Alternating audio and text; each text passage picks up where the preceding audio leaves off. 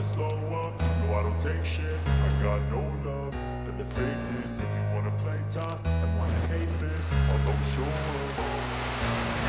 नमस्कार दोस्तों, आज हम बात करने जा रहे हैं एक ऐसे एग्रीमेंट के बारे में जो भारत और पाकिस्तान के बीच पानी को लेकर हुआ था। इस एग्रीमेंट का नाम है इंडस वाटर ट्रीटी, जिसे हिंदी में सिंध तास मुहिदे कहते हैं। यह मुहिदा दुनिया का सबसे सक्सेसफुल वाटर शेयरिंग एग्रीमेंट था।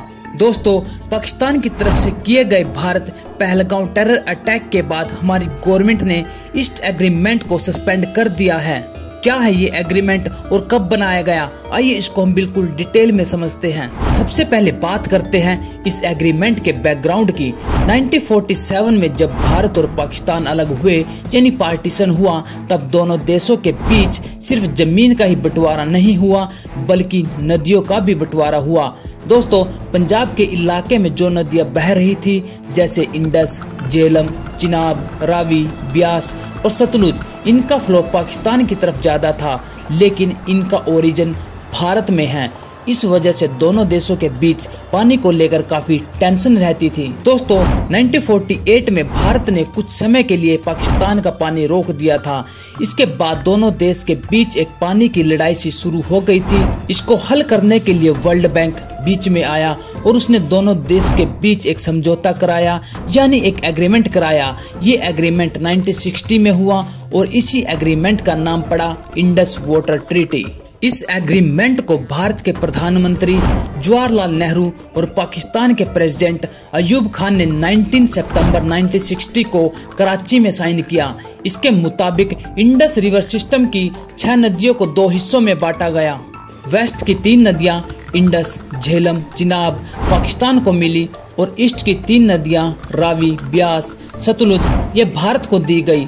मतलब ये हुआ कि पाकिस्तान को ज्यादा पानी मिला, लेकिन भारत को भी कुछ राइट्स मिले, जैसे कि limited irrigation, hydro power project बनाना, लेकिन बिना पानी का फ्लो कम किए।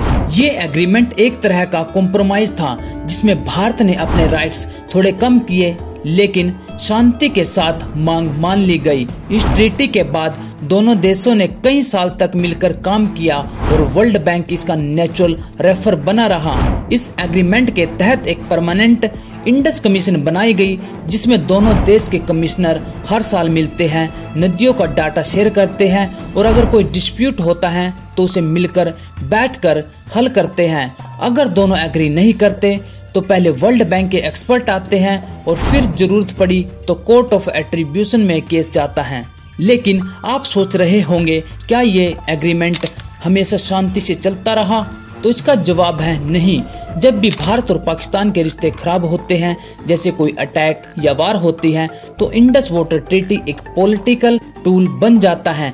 कभी भारत के लीडर्स कहते हैं कि ट्रीटी रिव्यू करेंगे, कभी पाकिस्तान कंप्लेंट करता है कि भारत डैम्स बना रहा है और पानी रोक रहा है। जैसे किशनगंगा और रेटल डैम प्रोजेक्ट, पाकिस्तान ने इन पर ऑब्जेक्शन उठाया कि भारत ने पानी का फ्लो कम कर दिया, जबकि भारत कहता है कि सब कुछ ट्रीटी के रूल के अकॉर्डिंग चल रहा है। 2022-23 में फिर से वर्ल्ड बैंक ने एक्सपर्ट्स और कोर्ट के थ्रू दोनों देशों के ऑब्जेक्शन सुने गए। लेकिन एक बात यहाँ समझना जरूरी है, Indus water treaty despite all problems कभी भी ऑफिशियली सस्पेंड या एंड नहीं हुई थी।